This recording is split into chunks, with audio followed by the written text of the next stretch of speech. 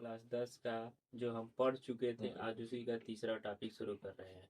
अम्ल के भौतिक गुण। तो अम्ल के भौतिक गुण निम्नलिखित होते हैं। पहला हमारा है, अम्ल स्वाद में खट्टे होते हैं और जल में क्या होते हैं, विले होते हैं। खट्टे का मतलब होता है, जैसे मान लीजिए आंवला होता है, उसमें खट्टा होता है। और जल में विले का मतलब होता है कि जो जल में पूरी तरह से घुल जाए। और अगला आता है, अम्ल नीले लिटमस पेपर को लाल कर देता है।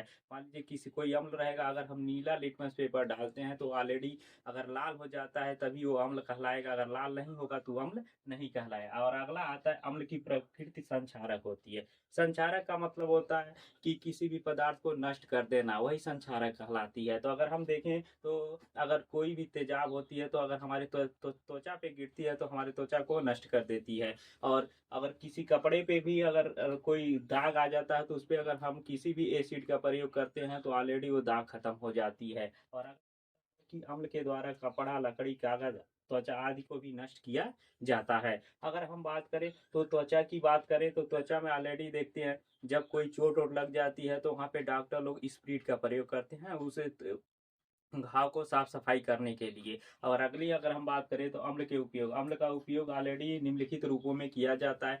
पहला आता है हमारा नाइट्रिक अम्ल। नाइट्रिक अम्ल का उपयोग सोना चांदी को बनाने में किया जाता है। और दूसरा आता है हमारा हाइड्रोक्लोरिक अम्ल। ये होता है कपड़ा को रंगने में किया जाता है।